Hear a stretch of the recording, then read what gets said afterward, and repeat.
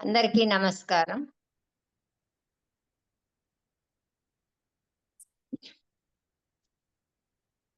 వేద సంస్కృత సమితి అలాగే విశ్వ యోగా విద్యాపీఠ్ 2 సంయుక్తంగా నిర్వహిస్తున్న తెలుగు మాధ్యమంలోని రెండో సమూహానికి అందరికీ నమస్కారం. తరగతి ప్రారంభించే ముందుగా దేశమాతను కొలుస్తూ తర్వాత తరగతి ప్రార్థన చేసుకుంటూ మన ఈ రోజు కార్యక్రమాన్ని ఆరంభించుకుందాం. ముందుగా దేశమాతను ప్రార్థించవలసిందిగా స్వామి గారిని కోరుతున్నాను. స్వామి గారు. వందే మాతరం వందే మాతరం సుజలాం సుఫలాం మలయజ శీతలాం సస్యశ్యామలాం మాతరం వందే మాతరం శుభ్రజ్యోత్స్నా పులకితయామినీ పుల్లకుసుమిత ద్రుమదళ శోభినీ సుహాసినీ సుమధుర భాషిణీ సుఖదాం వరదాం మాతరం వందే మాతరం వందే మాతరం. వందే మాతరం. ధన్యవాదాలు స్వామి గారు. ఇప్పుడు తరగతి ప్రార్థన చేయవలసిందిగా మైథిలి గారిని కోరుతున్నాను.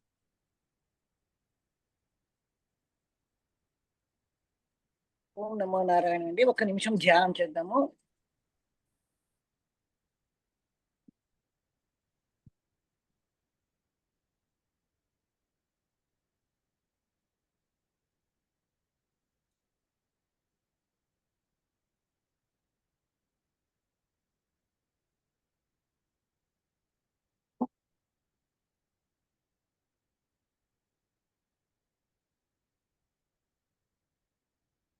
ఓం నమో నారాయణ.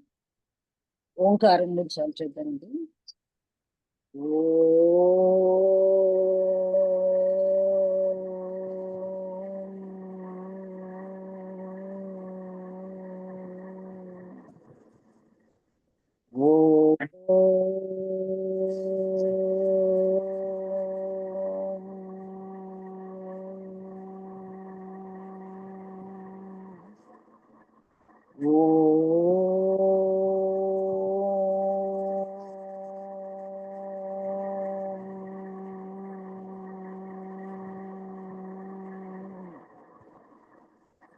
ఓం గణానాం త్వా గణపతిగం హవామహే కవిం కవీనాం ఉపమశ్రవస్తమం జ్యేష్ఠరాజం బ్రహ్మణాం బ్రహ్మణస్పత ఆనః శృణ్వన్నోతిభిः శ్రీదసాదనం. ఓం శ్రీ మహాగణాధిపతయే నమః. ఓం ప్రణో దేవి సరస్వతి వాజేభిర్వాజినీవతి ధీనామవిత్ర్యవతు. ఓం శ్రీ మహాసరస్వత్యై నమః. గురురేవ గతిః గురుమేవ భజే గురుణైవ సహాస్మి నమో గురవే. న గురో పరమం శిశురస్మి గురౌ మతిరస్తి గురౌ మాం పాహి గురో. జ్ఞానానందమయం దేవం నిర్మలస్ఫటికాకృతిం ఆధారం సర్వవిద్యానాం హయగ్రీవముపాస్మహే. శృతి స్మృతి పురాణానాం ఆలయం కరుణాలయం. నమామి భగవత్పాద శంకరం లోకశంకరం. శంకరం శంకరాచార్యం కేశవం బాదరాయణం.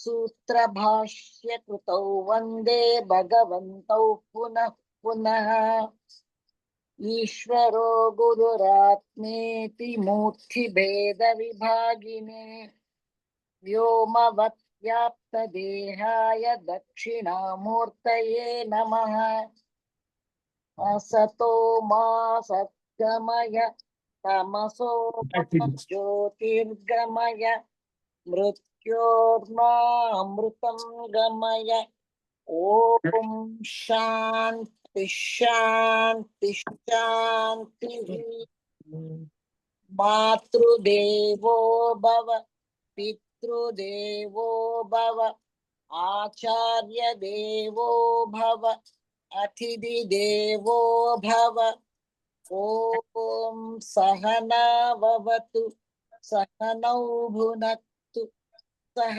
वीर्यं करवावहै तेजस्विनावधीतमस्तु मा विद्विषावहै ॐ शान्ति शान्ति शान्तिः ॐ नमो नारायण ఓం శాంతి శాంతి శాంతి. శ్రీ గురుభ్యో నమః. ధన్యవాదాలు మైథిలి గారు, చక్కగా ప్రార్థన చేసినందుకు. ఈ రోజు మన తరగతులలో భగవద్గీత గురించి చెప్పడానికి డాక్టర్ సిఎస్ఆర్ ప్రభు గురువు గారు ఉన్నారు. ఇంతవరకు మనం తరగతులలో సనాతన ధర్మం గురించి, సంస్కృత భాష గురించి, వేదాలు, వేదాంగాలు, అలాగే ఉపనిషత్సు, వీటన్నిటి గురించి కూడా మనం జ్యోతిష్యం గురించి కూడా నేర్చుకుని ఉన్నాము. ఈ రోజు తరగతిలో మనకి డాక్టర్ సిఎస్ఆర్ ప్రభు గురువు గారు మనకి భగవద్గీత గురించి వివరణ ఇస్తారు. అందరినీ నిన్న చెప్పినట్లు మెసేజ్ పెట్టినట్టుగా భగవద్గీత బుక్ కూడా దగ్గర పెట్టుకోవాల్సిందిగా కోరుతున్నాను. గురువు గారు తరగతి ప్రారంభించవలసిందిగా కోరుతున్నాను. ఓకే. ఓం నమో బ్రహ్మాదిభ్యో బ్రహ్మ విద్యా సంప్రదాయ కర్తృభ్యో వంశ ఋషిభ్యో మహద్భ్యో నమో గురుభ్యః. సర్వోపప్లవరహిత ప్రజ్ఞానఘన ప్రత్యగర్ధో సోహమస్మి బ్రహ్మైవాహమస్మి. ఈరోజు మనం మన హిందూ ధర్మానికి, సనాతన ధర్మానికి ఆటపట్టైనటువంటి భగవద్గీత అధ్యయనం చేద్దాము. ఎంతో పుణ్యం ఉంటే కానీ అసలు అలాంటి అవకాశం కూడా రాదు. సో భగవద్గీత నేర్చుకోవాలని కానీ, భగవద్గీత చదవాలని కానీ, ఎవరికైతే ఆలోచన వచ్చిందో చెప్పాలని కానీ, వాళ్ళకి మోక్షం వరకు కూడా వచ్చే అవకాశం ఉంది. భగవద్గీతకి ఒక్కదానికే ఆ గొప్పతనం ఉంది. అది ఈరోజు మనం భగవద్గీత మహత్య శ్లోకాలు చదివి ముందు తర్వాత 12వ అధ్యాయంతో మొదలెట్టుకుని వీలైతే 15వ అధ్యాయం కూడా చదువుదాం. సో మొట్టమొదలు మహత్యం, గీతా మహత్యం అనేది అన్ని పుస్తకాల్లో ఉంటుంది. కొందరి కొద్దిగా వేరుగా ఉంటుంది. నా పుస్తకం, ఇప్పుడు నా చేతిలో ఉన్న పుస్తకం నా చిన్నప్పుడు 8 ఏళ్ళ వయసులో, అంటే దాదాపు నాకు ఇప్పుడు 72 ఏళ్ళు, అంటే ఇది దాదాపు 65 ఏళ్ల కిందటిది ఈ పుస్తకం. శుక్లాంబరధరం విష్ణుం శశివర్ణం చతుర్భుజం. మీలో మీరు చదువుకోవచ్చు. ఈ శ్లోకాలు నేను చదువుతా ముందు, మహత్య శ్లోకాలు, వాటికి వివరణ కూడా ఇస్తాను. ప్రసన్నవదనం ధ్యాయేత్ సర్వ విఘ్నోపశాంతయే యస్య ద్విరదవక్త్రాద్యా పారిషద్యా పరశ్శతం విఘ్నం నిఘ్నంతి సతతం విశ్వక్సేనం తమాశ్రయే సమ్యజ్ఞాయ కలాపేన మహతా భారతేన చ ఉపబృంహిత వేదాయ నమో వ్యాసాయ విష్ణవే. వ్యాసం వసిష్ఠనక్తారం శక్తేః పౌత్రమకల్మషం పరాశరాత్మజం వందే సుకతాతం తపోనిధిం. వ్యాసాయ విష్ణురూపాయ వ్యాసరూపాయ విష్ణవే నమో వై బ్రహ్మనిధయే వాసిష్ఠాయ నమో నమః. మునిం స్నిగ్ధాంబుదాభాసం వేదవ్యాసమకల్మషం వ్యాసం వ్యాసం నమామి సరస్వత్యా వ్యాసం నమామ్యహం. అచతుర్వదనో బ్రహ్మ ద్విబాహురపరో హరి అఫాలలోచన శంభో భగవాన్ బాదరాయణ కృష్ణం కమలపత్రాక్షం పుణ్యశ్రవణకీర్తనం వాసుదేవం మునిం నౌమి నారాయణం హరిం కృష్ణాయ యాదవేంద్రాయ జ్ఞానముద్రాయ యోగినే నాథాయ రుక్మిణీశాయ నమో వేదాంతవేదినే ప్రపన్న పారిజాతాయ వేత్రతోత్రైకపాణయే జ్ఞానముద్రాయ కృష్ణాయ గీతామృతదుహే నమః సారథ్యమర్జునస్యాదౌ కుర్వన్ గీతామృతం దదౌ లోకత్రయోపకారాయ తస్మై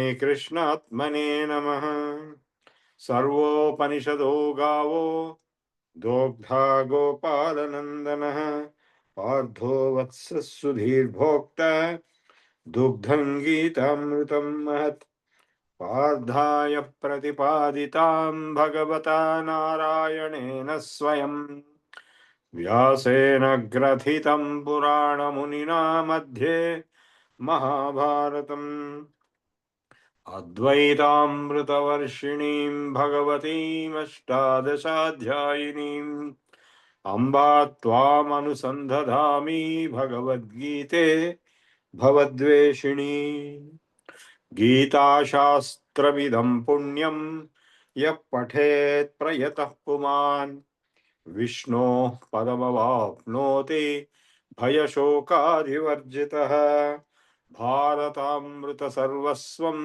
విష్ణోర్వక్త్రాద్వినిసృతం గీతా గంగోదకం పీత్వా పునర్జన్మ న విద్యతే గీతాసు గీతాః కర్తవ్యా కిమన్యై శాస్త్రభిః సంగ్రహైః యా స్వయం పద్మనాభస్య ముఖపద్మాద్వినిసృతః గీతాధ్యయనశీలస్య ప్రాణాయామపరస్య చ నైవ సంతి హి పాపాని పూర్వజన్మకృతాన్యపి అకృత్యమపి కుర్వాణో భుంజానో వాయతస్తతః ఘోరం వైవస్వతస్థానం గీతాధ్యాయీ న పశ్యతి మలనిర్మోచనం పుంసాం జలస్నానం దినే దినే సకృద్గీతాంభసి స్నానం సంసారమలమోచనం శ్లోకమేకం తదర్థం వా పాదం పాదార్థమేవ వా నిత్యం పఠతి యో భక్త్యా స మోక్షమధిగచ్చతి సర్వశాస్త్రమయీ గీతా సర్వవేదమయో హరిః సర్వతీర్థమయీ గంగా సర్వధర్మమయో మనుః ఏకం శాస్త్రం దేవకీ పుత్ర గీతా ఏకో దేవో దేవకీ పుత్ర ఏవ ఏకో మంత్రో దేవకీ పుత్ర నామ కర్మాప్యేకం దేవకీ పుత్ర సేవ. ఈ శ్లోకాలకి అర్థం మీకు తెలిసే ఉంటుంది ఈ పాటికి, అయినా కూడా కొంతవరకు చెప్తాను. ముందు వ్యాసుల వారిని తలుచుకున్నాము. వ్యాసం వశిష్ఠ నక్తారం శక్తే పౌత్రం అకల్మషం. వశిష్ఠుడి మనవడు శక్తి, వశిష్ఠుడి ముని మనవడు, శక్తికి మనవడు, పరాశరుడి కొడుకు. శుక మహర్షి తండ్రి. శుకతాతం తపోనిధిం, తపస్సు యొక్క నిధి. వ్యాసాయ విష్ణు రూపాయ, విష్ణువే వ్యాసుడు. వ్యాస రూపాయ విష్ణవే, విష్ణు యొక్క అవతారం. నమో వై బ్రహ్మ నిధయే, బ్రహ్మనిధి అంటే వేద నిధి, జ్ఞాన నిధి. వాసిష్ఠాయ నమో నమః, వశిష్ఠుడి వంశజుడు. మునిం, ఆ ముని ఎలా ఉన్నాడు? స్నిగ్ధాంబుదాభాసం, అప్పుడే విచ్చుకుంటున్నటువంటి కమలం వలె ఉన్నది ఆయన ముఖం. వేదవ్యాసమకల్మషం, వేదం వాసం సరస్వత్యా వాసం వ్యాసం నమామ్యహం. సరస్వతి ఆయనలో నివసిస్తుంది కాబట్టి సరస్వత్యావాసం అన్నాడు. అచతుర్వదనో బ్రహ్మ, 4 తలకాయలు లేనటువంటి బ్రహ్మ. ఎవరు? వ్యాసుడు. ద్విబాహురపరో హరి, రెండే చేతులు ఉన్నటువంటి విష్ణువు. అంటే విష్ణువుకి 4 ఉంటాయి, ఈయనకి 2 ఉన్నాయి. అఫాలలోచన శంభు, ఫాలలోచనుడు శంభు. ఆ ఫాలంలో ఒక లోచనం అంటే కన్ను లేనటువంటి శంభు ఈయన. భగవాన్ బాదరాయణ, కృష్ణుడు. కృష్ణం కమలపత్రాక్షం, కమల రేకుల వంటి కళ్ళు గలవాడు. పుణ్యశ్రవణ కీర్తనం వాసుదేవం జగద్యోనిం, ఈ జగత్తంతా ఎక్కడి నుంచి వస్తున్నదో ఆ యోని, జగద్యోనిం నౌమి నారాయణం హరిం, ఆ నారాయణుని స్మరిస్తున్నాను. కృష్ణాయ యాదవేంద్రాయ జ్ఞానముద్రాయ యోగిని, జ్ఞానముద్రలో ఉన్నాడు. నాథాయ రుక్మిణీశాయ నమో వేదాంత వేదినే, మొత్తం వేదాంత జ్ఞానం తెలిసినవాడు, మహాయోగేశ్వరుడు. ప్రపన్న పారిజాతాయ వేత్రతోత్రైక పాణయే, ఒక చేత్తో చెన్నాకోలు పట్టుకున్నాడు, ఒక చేయిలా జ్ఞానముద్రలో పెట్టాడు. జ్ఞానముద్రాయ కృష్ణాయ గీతామృతదుహే నమః, సారథ్యమర్జునస్యాదో కుర్వన్ గీతామృతం దదో. అర్జునుడికి రథసారథిగా ఉంటూ గీతామృతాన్ని ఇచ్చాడు. ఎవరి కోసం? లోకత్రయోపకారాయ, 3 లోకాలకు ఉపకారం చేశాను. తస్మై కృష్ణాత్మనే నమః. సర్వోపనిషదో గావో, ఒక ఆవు ఉంది, ఆవు పేరు ఉపనిషత్తులు, అన్ని ఉపనిషత్తులు. దోగ్ధ గోపాలనందన, ఆవును పాలు పితికే ఒక పాలవాడు ఉన్నాడు, గోపాలనందనుడు. పార్థో వత్స, ఒక దూడ ఉంది, ఆ దూడే అర్జునుడు. సుధీర్భోక్త దుగ్ధం గీతామృతం మహత్. సో ఆ పాలు పితికేవాడు, గొల్లవాడు గోపాలనందనుడు ఆ ఉపనిషత్తులు అనేటువంటి ఆవు యొక్క పాలు పితికి ఆ దూడ అయినటువంటి అర్జునుడికి ఇస్తున్నాడు. ఆ పాలు ఏమిటి? అదే గీత. పార్థాయ ప్రతిపాదితాం, పార్థుడి కోసం చెప్పబడింది. మద్ నారాయణేన స్వయం, ఎవరి చేత? స్వయం నారాయణ చేత. నరనారాయణులే కృష్ణార్జునులుగా పుట్టారు. వ్యాసేన గ్రథితాం, వ్యాసుడి చేత గ్రంథ రూపంలో ఏర్పరిచింది అంతే. పురాణమునినా మధ్యే మహాభారతం, మహాభారతం మధ్యలో ఉంది. అద్వైతామృత వర్షిణి, అద్వైతమైనటువంటి అమృతాన్ని వర్షిస్తున్నటువంటి భగవతి దేవత. అష్టాదశాధ్యాయిని, 18 అధ్యాయాలు ఉన్నది. అంబా, ఓ తల్లి అంబా, అమ్మా నిన్ను త్వామనుసంధామి, నిన్ను నేను అనుసంధానం చేస్తున్నాను, అంటే చదువుకుంటున్నాను, తెలుసుకుంటున్నాను, స్టడీ చేస్తున్నాను. భగవద్గీతే, ఓ భగవద్గీత, భవద్వేషిణి, భవం అనేటువంటి ఈ లౌకిక సంసార సాగరాన్ని ద్వేషింపజేసేదంటే దీన్ని తరింపజేసేది. గీతాశాస్త్రమిదం పుణ్యం యప్పఠేత్ ప్రయతః పుమాన్, ఏ మనుషులైతే ప్రయత్నంతో ఈ గీతాశాస్త్రాన్ని చదువుతారో విష్ణో పదమవాప్నోతి, వాళ్ళందరూ కూడా విష్ణు యొక్క పదాన్ని పొందుతారు. అంటే మనం కూడా విష్ణు యొక్క పదాన్ని పొందుతాం. భయశోకాదివర్జిత, మనకి సంసారంలో వచ్చేటువంటి భయములు శోకములు అన్ని వదిలిపెట్టేసి డైరెక్ట్గా విష్ణు పదాంతరాలను పొందగలము. భారతామృత సర్వస్వం విష్ణోర్వక్త్రాద్వినిసృతం, భారతం అనేటువంటి అమృత సర్వస్వం మొత్తం ఆ భగవద్గీత మహాభారతానికి సారాంశం కింద విష్ణు యొక్క నోటిలోంచి బయటపడింది. గీతా గంగోదకం పీత్వా పునర్జన్మన విద్యతే. ఈ భగవద్గీతకి ఎంత పవర్ ఉందంటే ఒకసారి ఆ అమృతాన్ని, ఆ గంగని తాగితే మళ్ళా జన్మ రాదు, అంటే మోక్షం వస్తుంది అని అర్థం.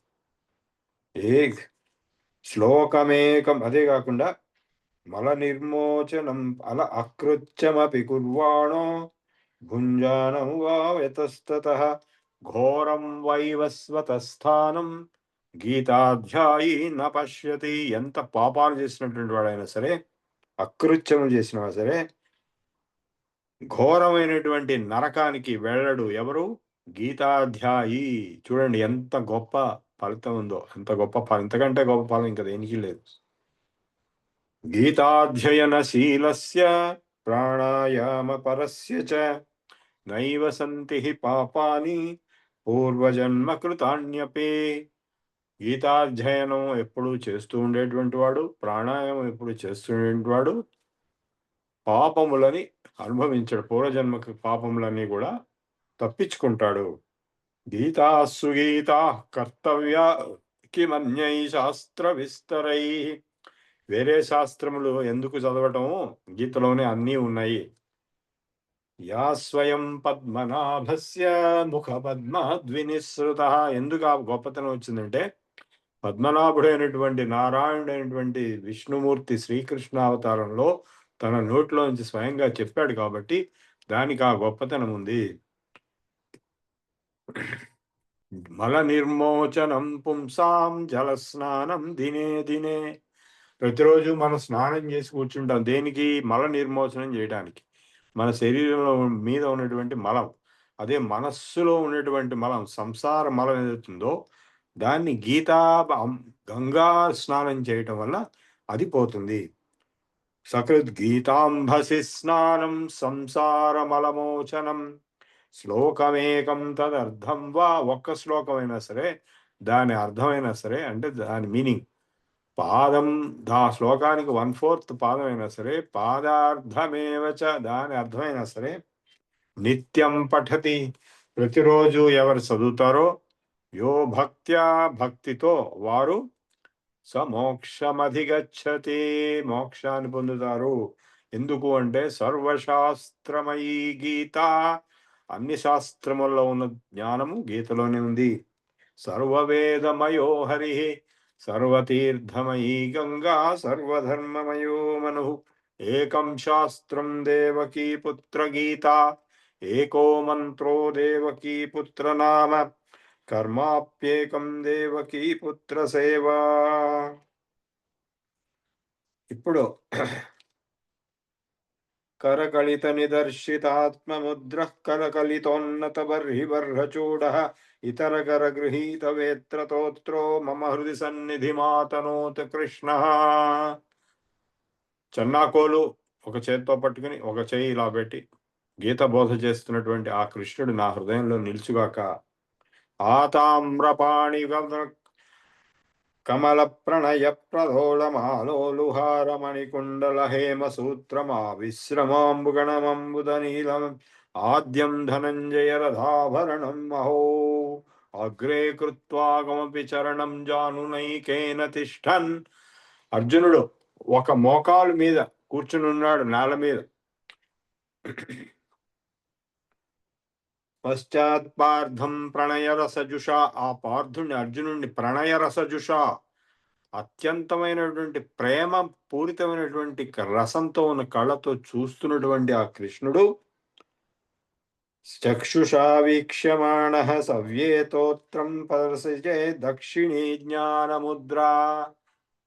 ఒక చేత్తో చెన్నాకోలు, ఇంకో చేత్తో ఇట్లా అభయం జ్ఞానముద్రతో ఆ చెప్తున్నటువంటి ఆ జ్ఞానం, భగవద్గీత జ్ఞానం చెప్తున్నటువంటి ఆ శ్రీకృష్ణుడు మమ హృది సన్నిధి మాధివసన్ పాతు న సూతవేష. ఆ సారథి వేషంలో ఉన్నటువంటి ఆ శ్రీకృష్ణుడు నా హృదయంలో నిలిచిపోవుగాక. వందే కృష్ణార్జునౌ వీరౌ. ఇద్దరికీ నమస్కారము. నరనారాయణావుభౌ ధృతరాష్ట్రసుతోన్మత్త గజారోహణ వల్లభౌ. ఓం అస్య శ్రీమద్భగవద్గీతా శాస్త్ర మహామంత్రస్య. ఇదొక మంత్రం, మహామంత్రం అయినట్లయితే భగవాన్ వేదవ్యాస ఋషి, దీనికి ఋషి వేదవ్యాసుడు. అనుష్ఠుప్ ఛందః శ్రీకృష్ణ పరమాత్మా దేవత. దేవత ఎవరు? శ్రీకృష్ణ పరమాత్మ. అశోచ్యానన్వశోచస్త్వం ప్రజ్ఞావాదాంశ్చ భాషసే ఇది బీజం. ఈ మంత్రానికి బీజం ఈ అశోచ్యానన్వశోచస్త్వం ప్రజ్ఞావాదాంశ్చ భాషసే అనేటువంటి 2వ అధ్యాయంలో శ్లోకం. సర్వధర్మాన్ పరిత్యజ్య మామేకం శరణం వ్రజ ఇది శక్తి. ఈ భగవద్గీత మహామంత్రానికి శక్తి ఏంటది? సర్వధర్మాన్ పరిత్యజ్య మామేకం శరణం వ్రజ అహం త్వా సర్వపాపేభ్యో మోక్షయిష్యామి మా శుచ. ఇది కీలకం. ఈ మోక్షయిష్యామి మా శుచం అనేది కీలకం. నైనం ఛిందంతి శస్త్రాణి నైనం దహతి పావకః ఇత్యంగుష్ఠాభ్యాం నమః. బొటన వేలతో ఈ శ్లోకంతో నమస్కారం పెడతాము. నచైనం క్లేదయంత్యాపో న శోషయతి మారుతః ఇది తర్జనీభ్యాం నమః. అచ్ఛేద్యోయమదాహ్యోయం అక్లేద్యోऽశోష్యేవ చైతి మధ్యమాభ్యాం నమః. నిత్యః సర్వగతస్థాణురచలోయం సనాతనః ఇది అనామికాభ్యాం నమః. పశ్య మే పార్థరూపాణి శతశోధసహస్రశః ఇది కనిష్ఠికాభ్యాం నమః. నానావిధాని దివ్యాని నానావర్ణాకృతీని చ ఇది కరతలకరపృష్ఠాభ్యాం నమః. ఇది కరన్యాసః. నైనం ఛిందంతి శస్త్రాణి నైనం దహతి పావకః ఇది హృదయాయ నమః. నచేయం క్లేదయంత్యాపో న శోషయతి మారుతః ఇది చిరసే స్వాహా. ఛేద్యోయమదాహ్యోయం అక్లేద్యోऽశోష్యేవ చైతి శిఖాయైవ షట్. నిత్యః సర్వగతస్థాణురచలోయం సనాతనః ఇది కవచాయ హుం. పశ్య మే పార్థరూపాణి శతశోధసహస్రశః నానావిధాని దివ్యాని నానావర్ణాకృతీని చ ఇది అస్త్రాయ ఫట్. భూర్భువః సువరోమితి దిగ్బంధః. ఇది శ్రీకృష్ణ ప్రీత్యర్థే గీతాపారాయణ జపే వా వినియోగః. ధ్యానం. ఓం పార్థాయ ప్రతిపాదితాం భగవతా నారాయణేన స్వయం వ్యాసేన గ్రథితం పురాణమునినా మధ్యే మహాభారతం అద్వైతామృతవర్షిణీం భగవతీం అష్టాదశాధ్యాయినీం అంబా త్వామనుసందధామి భగవద్గీతే భవద్వేషిణీ. నమోऽस्तु ते व्यास विशाल बुद्धे फुल्लारविन्दायत पत्रनेत्र येन त्वया भारत तैलपूर्ण प्रज्वालितो ज्ञानमय प्रदीपः प्रपन्न पारिजाताय वेत्रतोत्रैकपाणये ज्ञानमुद्राय कृष्णाय गीतामृतदुहे नमः. वाचक प्रणवो यस्य क्रीडावस्त्वखिलं जगत् శృతిరాజ్ఞా విపుజ్ఞానం తం వందే దేవకీ సుతం. ఎవరి పేరు ఓంకారమో అంటే ఈశ్వరుడి పేరు ఓంకారము, ఈ జగత్తు మొత్తం ఎవరి క్రీడో ఆట, ఎవరి నోట్లోంచి వచ్చేవన్నీ కూడా శృతివాక్యులో, అటువంటి దేవకీ సుతుణ్ణి మనం ధ్యానం చేస్తున్నాము. సర్వోపనిషదో గావో దోగ్ధ గోపాలనందన పార్థో వత్స సుధీద్భోక్త దుగ్ధం గీతామృతం మహత్. వసుదేవసుతం దేవం కంసచాణూరమర్దనం దేవకీ పరమానందం కృష్ణం వందే జగద్గురుం. భీష్మద్రోణతటా జయద్రథ జలా గాంధారనీలోత్పలా శల్యగ్రాహవతీ కృపేణ వహినీ కర్ణేన వేలాకులా అశ్వత్థామ వికర్ణ ఘోరమకరా దుర్యోధనావర్తిని స్తోర్తీర్ణా ఖలు పాండవైరణనది కైవర్తకే కేశవే పారాశర్యవచః సరోజమజమలం గీతార్ధగంగోత్కటం నానాధ్యానక కేసరం హరికథా సద్భావనాబోధితం లోకే సజ్జన షట్పదైరహరః పేపీయమానం ముదా భూయాత్ భారత పంకజం కలిమల ప్రధ్వంసిన శ్రేయసే. మూకం కరోతి వాచాలం పంగుం లంఘయతే గురుం యత్కృపాతమహం వందే పరమానందమాధవం.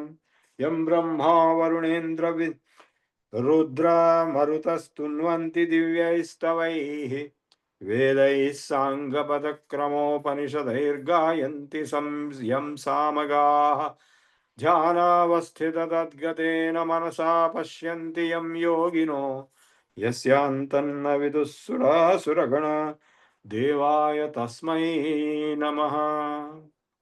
ఏ భగవంతుని యొక్క తత్వాన్ని బ్రహ్మ వరుణుడు ఇంద్రుడు రుద్రులు మరుతులు కూడా ఎప్పుడు స్తోత్రం చేస్తుంటారో, ఏ తత్వాన్ని వేదములు సాంగములుగా వేదాంగములతో సహా పదములు, క్రమములు, ఘన, జట అనే రూపాల్లో స్తుతిస్తూ ఉంటాయో, దివ్య క్రమోపనిషదై ఉపనిషత్తుల రూపంలో గాయంతియం సామగా ధ్యానావస్థిత, ఏ తత్వాన్ని ధ్యానంలో యోగులు చూస్తుంటారో, తద్గతేన మనసా పశ్యంతియం యోగినో యస్యాంతన్న విదుహు, ఎవని అంతము ఎవడు తెలుసుకోలేడో, సురాసురగణా, ఎవరు కూడా అంతం ఆది అంతము తెలుసుకోలేడో అటువంటి ఆ దేవుణ్ణి నమస్కారము.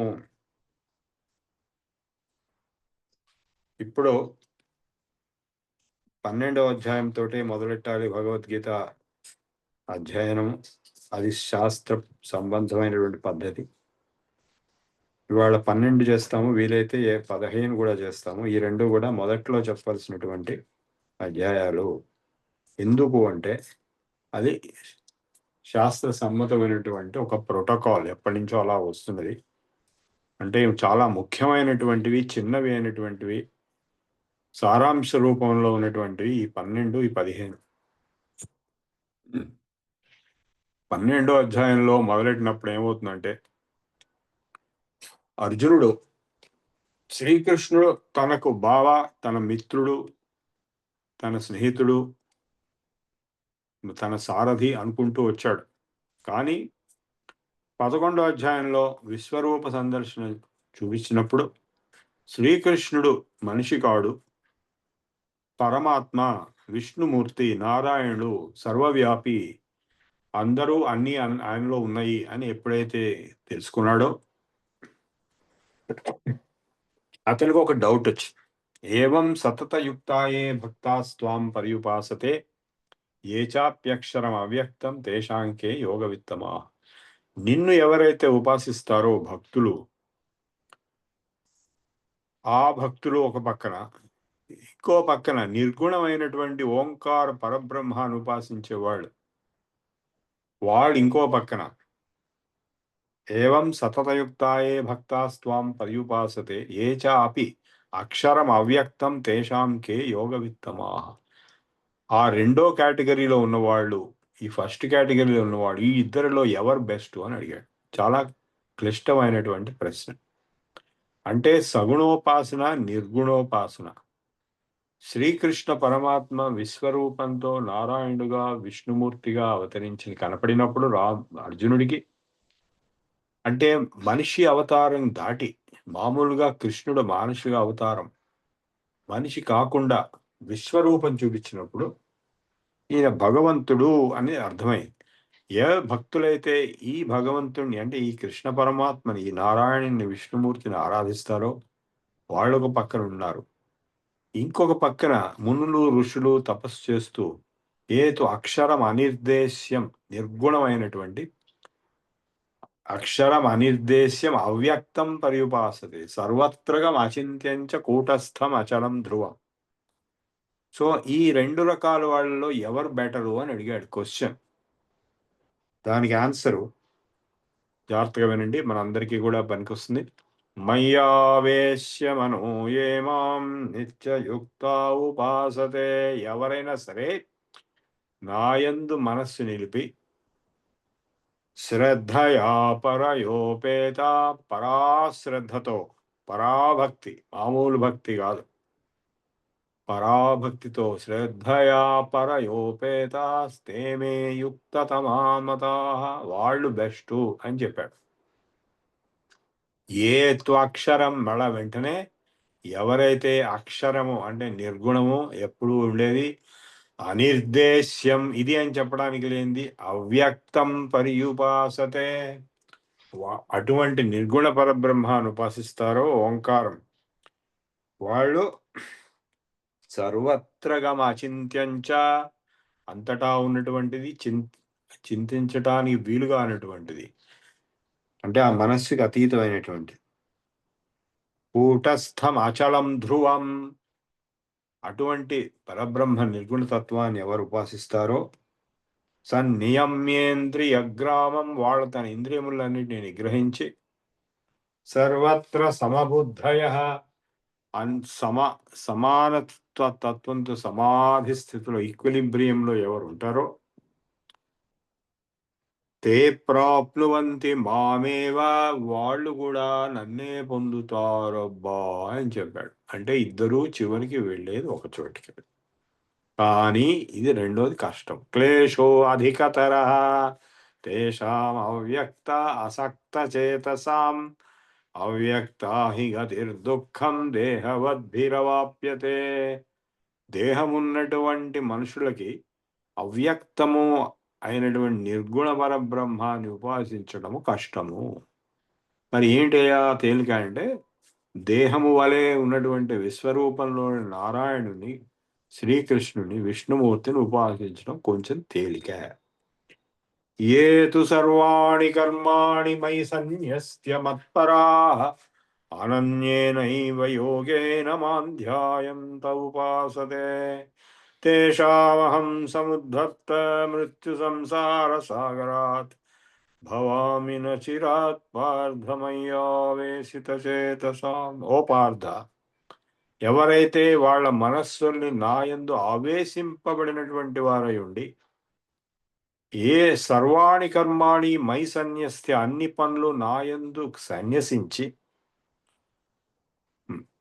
ఏతు సర్వాణి కర్మాణి మై సన్యస్య మత్పరాః అనన్యేనైవ యోగేన మాం ధ్యాయంత ఉపాసతే. ఏమీ ఇంటరప్షన్ లేకుండా, వేరే ప్రమేయం లేకుండా, వేరే డిస్ట్రాక్షన్ లేకుండా, అనన్యేనైవ యోగేన, నేనే ఎప్పుడు 24 గంటలుగా ఎవరైతే ఉపాసిస్తారో, నన్ను ధ్యానం చేస్తారో, మాం ధ్యాయంతి ఉపాసతే తేషామహం సముద్ధర్త, వాళ్ళని నేను ధరిస్తాను. దేని నుంచి? మృత్యు సంసార సాగరాత్, ఈ మృత్యు సంసార సాగరం నుంచి పైకి ఉద్ధరిస్తాను. భవామి న చిరాత్ పార్థ, తొందరగానే. మయ్యావేశిత చేతసాం, ఎవరిని?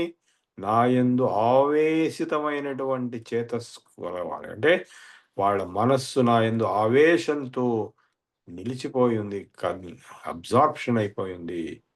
అంటే ఎవరైతే భగవంతుడి ఆవేశంతో అబ్జార్బ్ అయిపోయి నిలిచిపోయి ఉంటారో వాళ్ళని నేను ఉద్ధరిస్తాను. దేని నుంచి? ఈ మృత్యు సంసార సాగరం, ఈ కనపడే సంసార సాగరం, మృత్యు సంసార సాగరం అంటే మృత్యువే ఈ లోకం, మృత్యులోకము.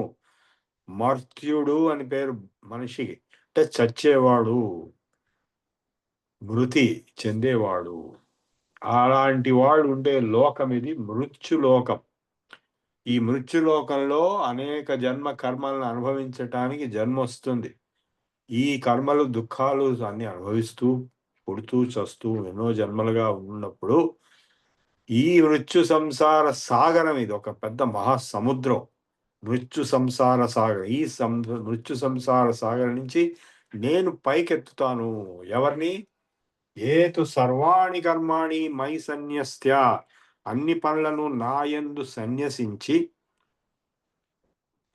ఏతు సర్వాణి కర్మాణి మై సన్యస్య మత్పరాః, నా వాడైపోయి, అనన్యేనైవ యోగేన, ఇంకొకటి అనేది లేకుండా యోగంతో నన్ను ఉపాసిస్తారో, ధ్యానం చేస్తారో, అభ్యాసం చేస్తారో వాళ్ళని మటుకు అనన్యేనైవ యోగేన మాం ధ్యాయంత ఉపాసతే తేషామహం సముద్ధర్త మృత్యు సంసార సాగరాత్ భవామి న చిరాత్ పార్థ మయి ఆవేశిత చేతసా.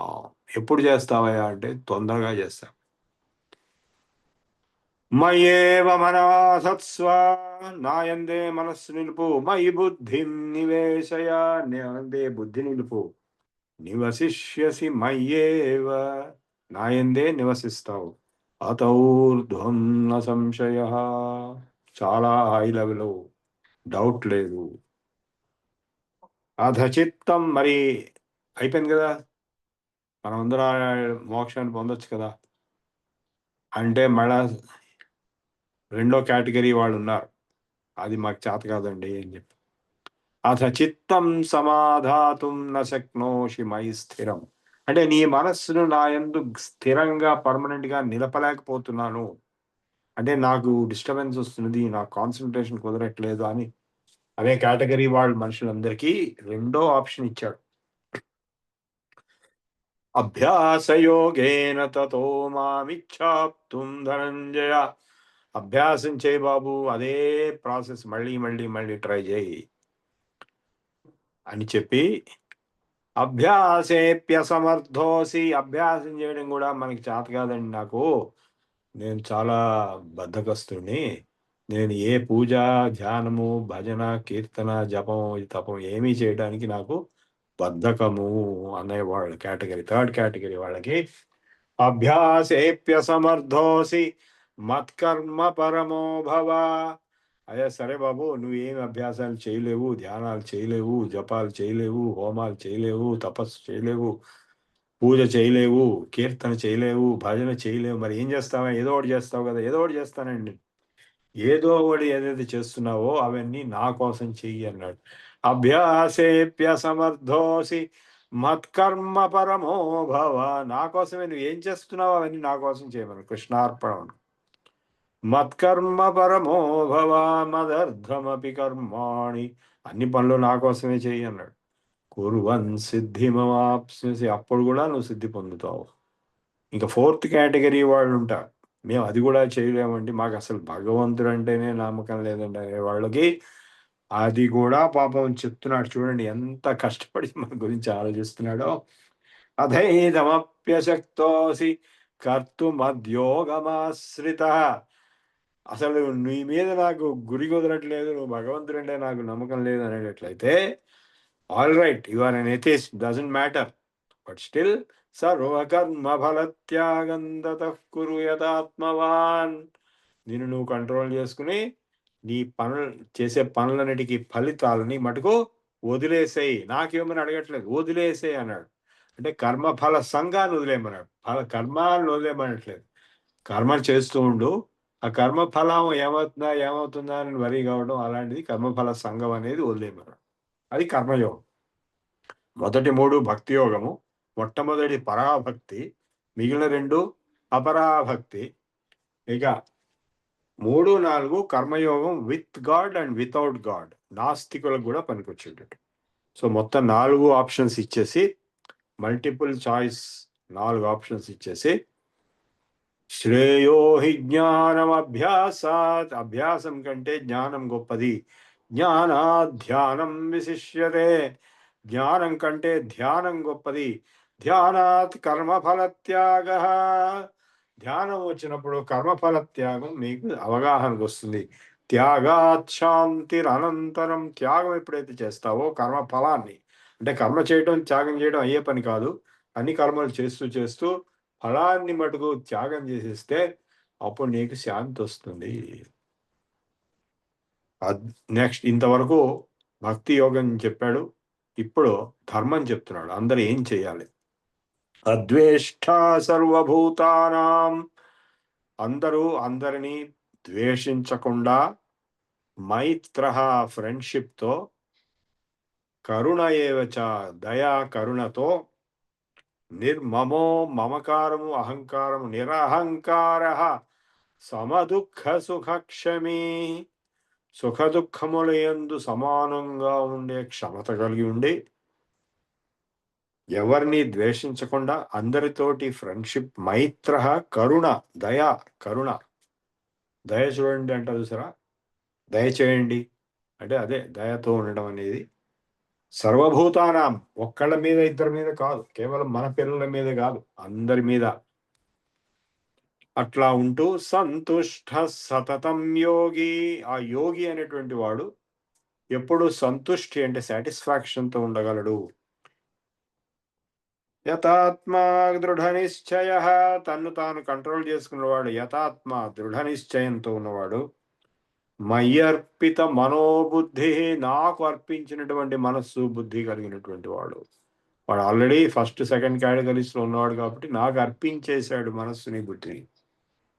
యోమే భక్త. అటువంటి భక్తుడు నాకు ఇష్టుడు. నా సమే ప్రియ. యస్మాన్నో ద్విజతే లోకో, ఎవడి చేత ఈ లోకము ఉద్విగ్నత పొందదో, అంటే ఇన్సైట్మెంట్, ఎక్సైట్మెంట్, ప్రొవకేషన్ రాదో, లోకాన్నో ద్విజతే చయ, ఎవరు ఈ లోకం చేత ఎక్సైట్ అవ్వడో, ప్రొవోక్ అవ్వడో, హర్షామర్ష భయోద్వేగైర్ముక్తో యస్స చ మే ప్రియః, ఎక్సెసివ్ హ్యాపీనెస్, ఎక్సెసివ్ డిప్రెషన్ రెండు లేకుండా ఉండేటువంటి వాడు, అనపేక్ష ఏది ఎక్స్పెక్ట్ చేయకుండా, శుచి ప్యూర్ గా ఉండేటువంటి, దక్ష ఉదాసీనో గతం వ్యధ అన్ని వ్యధలు పోయినటువంటి వాడు, సర్వారంభ పరిత్యాగి యో మే భక్త సమే ప్రియ, అటువంటి భక్తులు నాకు ఇష్టలు. యో న హృష్యతి న ద్వేష్టి న శోచతి న కాంక్షతి, ఎక్సెసివ్ ఎమోషనల్ ఇంటెలిజెంట్ లేకుండా, అంటే వరి అవడం కానీ, కావాలి కావాలి కావాలని వెంటపడటం కానీ, రెపరెపలాడటం కానీ, ఇవన్నీ వదిలే శుభాశుభ పరిత్యాగి, స్థితప్రజ్ఞుడిలాగా అన్నిని వదిలిపెట్టి ఒక నిశ్చలతత్వం గగనాకార ఉన్నటువంటి వాడు, అటువంటి భక్తుడు నాకు ఇష్టడు. సమశత్రౌ చ మిత్రే చ తథా మానాపమానయో, ఆపోజిట్స్ కి ఈక్వల్ గా ఉండటం గల కెపాసిటీ, మెచ్యూరిటీ లెవెల్. శీతోష్ణ సుఖ దుఃఖేషు సమః సంగ వివర్జితః, తుల్య నిందాస్తుతిర్మౌని సంతుష్టో ఏన కేనచిత్, సమానంగా నిందించిన, స్తుతించిన, మౌనంగా ఉన్న సమానంగా రియాక్షన్ ఎవరికి వస్తుంది. అంటే మనకు కనపడే వాళ్ళు మూడు రకాలు ఉంటారు. ఒకళ్ళు ఎవరు పట్టించుకోరు, మౌనంగా ఉంటారు. కొందరు ఏం చేస్తారు, తిడతారు. మన ఇంట్లో వాడే ఎక్కువగా మనం తిడుతూ ఉంటారు. మన పిల్లలు కానీ, మన భార్య బిడ్డలు కానీ తిడుతూ ఉంటారు. ఎందుకంటే వాళ్ళకి ఏదో ఒక కంప్లైంట్ ఉంటుంది. ఇంతకుముందు జరిగినవి, అంటే ఫెమిలియారిటీ బ్రీడ్స్ కంటెంప్ట్ అని ఇంగ్లీష్లో సామెత ఉంది. ఎక్కువగా సంపర్కం ఉండటం వల్ల ఒక విధమైనటువంటి కంటెంప్చువస్ దృష్టి వస్తుంది. ఇది తప్పు చేసావు, మా అబ్బాయి వచ్చి నన్ను ఆ స్కూల్లో ఎందుకు చేర్చావు, ఈ ఫలానా చోటు ఎందుకు చేసావు, ఇంకోటి చేయాల్సింది. అప్పుడు అది లేదురా, అప్పుడున్న పరిస్థితి అంతేలా అంటే వాడికి అర్థం కాదు, ఇప్పుడుతో పోలుస్తాడు. సో తుల్య నిందా స్తుతి, కొందరు వచ్చి స్తుతిస్తారు. మన శిష్యుడు కానీ, మన సబార్డినేట్స్ కానీ, మన చేత ఉపకారం పొందిన వాళ్ళు మనం చూడగా, అయ్యా మీరు మహానుభావులు అండి, మేము చూస్తే చేతులు దండం పెట్టాల్సి వస్తుందండి అనేవాళ్ళు కూడా ఉన్నారు. ఇది నా స్వయంగా నా జీవితంలో ఉండేవి చెప్తున్నారు. కాళ్ళకి నమస్కారాలు చేసేవాళ్ళు ఉన్నారు. మూడు రకాల వాళ్ళు ఉన్నారు. నిందా, స్తుతి, మౌనం. మౌనంగా ఎవడో వాడికి మనకి ఏం సంబంధం లేదు, వాకింగ్ చేస్తున్నాం మన ఇంటి దగ్గర, ఎవడో వాకింగ్ చేస్తున్నాడు, మనం వాకింగ్ చేస్తున్నాం, వాడేవాడు మనకు తెలియదు, మనవాడు వాడికి తెలియదు. సో మాటలు ఉండవు, మౌనంగా ఉంటాడు. తుల్య నిందా స్తుతిర్మౌని సంతుష్టో, మూడు కేసెస్ లో కూడా సంతుష్టిగా, ఆల్ రైట్, ఫైన్, పర్ఫెక్ట్ అనేటువంటి సాటిస్ఫాక్షన్ తో, ఏన కేనచిత్ అనికేత స్థిరమతి, స్ట్రాంగ్ మైండ్ తో, don't care, bash on regardless అన్నట్టుగా ఉండేవాడే యో మే భక్త సమే ప్రియ సమశత్రౌ చ మిత్రే చ ఏతు ధర్మ్యామృతమిదం, ఈ ధర్మం అమృతమైన ధర్మం నేను చెప్పాను, యథోక్తం పర్యుపాసతే, ఏదైతే నీకు చెప్పానో ఎవరైతే ఈ ధర్మాన్ని అనుసరిస్తారో, శ్రద్ధధానా, శ్రద్ధతో, పరమా, నాయందు పరాశ్రద్ధతో ఎవరి ధర్మాన్ని వాళ్ళ జీవితంలో పరిపాలిస్తారో, పాటిస్తారో, వాళ్ళు అతీవమే ప్రియా, వాళ్ళలాగా అందరికంటే ఇష్టమైనటువంటి వాళ్ళు. అంటే ఇది అమృతమైనటువంటి ధర్మ జ్ఞానము, ధర్మయోగము, భక్తి యోగము, ధర్మం రెండు చెప్పారు. ఇది శ్రీమద్ భగవద్గీతాసు ఉపనిషత్సు బ్రహ్మ విద్యాయాం యోగశాస్త్రే శ్రీకృష్ణార్జున సంవాదే భక్తి యోగో నామ ద్వాదశోధ్యాయ. ఇప్పుడు 15వ అధ్యాయం కూడా చేద్దాము. 2 అయిన తర్వాత మీరు ప్రశ్న అడగచ్చు. 15వ అధ్యాయం చాలా ఇంపార్టెంట్. ఈ 2 ఫస్ట్ చదవాల్సిన అధ్యాయాలు. భక్తి యోగము, ధర్మము 12వ అధ్యాయంలో చెప్పబడింది. 27 శ్లోకాల్లో చిన్న అధ్యాయం అది. ఈ పురుషోత్తమ ప్రాప్తి యోగమైనటువంటి 15వ అధ్యాయంలో మొత్తం జ్ఞానం చెప్పబడింది. మొత్తం భగవద్గీత, మొత్తం ఉపనిషత్తులు, మొత్తం వేదాల్లో సారాంశం ఏదైతుందో అది ఈ 15వ అధ్యాయంలో చెప్పబడింది. కొంచెం టఫ్గా ఉంటుంది, అయినా కూడా జాగ్రత్తగా వింటే అర్థమవుతుంది. ఓం శ్రీమద్ భగవద్గీత పురుషోత్తమ ప్రాప్తి యోగ పంచదశోధ్యాయ. శ్రీ భగవానువాచ ఊర్ధ్వమూలమధః శాఖం అశ్వత్థం ప్రాహురవ్యయం ఛందాంసి యస్య పన్నాని యస్తం వేద స వేదవిత్. ఒక రావి చెట్టు ఉంది, అశ్వత్థం. దాని మూలములు వేళ్ళు పైకున్నాయి, కొమ్మలు ఆకులు కిందికున్నాయి. అలా ఒక చెట్టు ఉంది. ఏంటా చెట్టు? అధశ్చోర్ధ్వంచ ప్రసృతాః తస్య శాఖాః గుణ ప్రవృద్ధాః విషయ ప్రవాళాః. ఈ కొమ్మలు, ఆకులు, చిగుళ్ళు, పళ్ళు ఇవన్నీ ఉన్నాయి ఆ రావి చెట్టుకి. ఆ పళ్ళు అనేవి విషయ ప్రవృద్ధ అంటే ఆబ్జెక్ట్స్ ఆఫ్ సెన్సెస్. అంటే ఐస్ క్రీమ్ ఒకటి, ఇంకోటి ఇవన్నీ కూడా పళ్ళు అన్నమాట. అధశ్చ మూలాన్యనుసంధాని కర్మానుబంధీని మనుష్యలోకే. ఈ కొమ్మలన్నీ కర్మబంధాలు. అట్లాగే ఈ చిన్న చిన్న ఆకులతో కలిసి ఉన్నటువంటిది అంతా కూడా గుణములతో, త్రిగుణములు సత్వరజస్తమో గుణములతో. ఆకులు మటుకు వేదాల్లో ఉండేటువంటి మంత్రాల్లో ఉండేటువంటి జ్ఞానము, అంటే అన్ని మొత్తం జ్ఞానం అన్నమాట. నరూపమస్యేహ తథోపలభ్యతే నాంతో నాదిర్నచ సంప్రతిష్ఠ. దీనికి ఆది అంతం ఏం కనపడదు. అశ్వత్థమేనం సువిరూఢమూలం అసంగశస్త్రేణ దృఢేన చిత్వా. ఇప్పుడు దాన్ని మీరు కోసి అవతల పారేయాలి. ఎందుకంటే మీరు ముందుకు వెళ్ళాలంటే అది అడ్డంగా ఉంది. ఒక కత్తి పట్టుకురండి. ఆ కత్తి ఏమిటి? అసంగశస్త్రేణ, అసంగం డిటాచ్మెంట్ అనేటువంటి కత్తితో ఈ సంసార వృక్షాన్ని ముక్కలు ముక్కలుగా కోసి పారేయండి. అంటే ఈ గుణాలు, ఈ కర్మలు, ఈ బంధాలు, ఈ కోరికలు, ఈ ఐస్ క్రీమ్లు ఇవన్నీ కూడా గుణ ప్రవృద్ధా విషయ ప్రవాళా అధశ్చ మూలాన్యనుసంతతీని కర్మానుబంధీని మనుష్యలోకే. నరూపమస్యేహ తథోపలభ్యతే నాంతో నాది నచ సంప్రతిష్ఠా.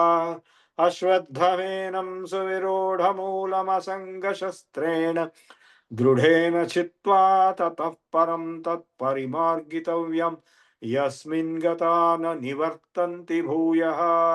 ఎవరు వెళ్తారండి దాన్ని కోసేసి ముందుకి ఆ దారిలో? అంటే నిర్మాణమోహా జిత సంగదోషా అధ్యాత్మనిత్యా వినివృత్త కామా ద్వంద్వైర్విముక్తా సుఖ దుఃఖ సంగై గచ్చంతి అమూఢా పదమవ్యయం తత్.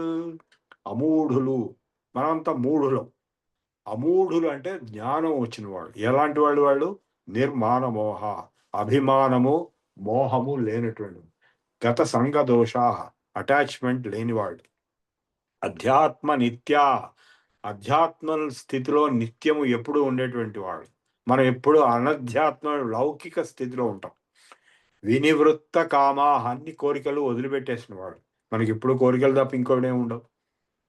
ద్వంద్వైర్విముక్త సుఖ దుఃఖ సంగై, ద్వంద్వములు సుఖ దుఃఖములు, శీతోష్ణములు, నిందాస్తుతులు వీటన్నిటినీ దాటినటువంటి వాడు.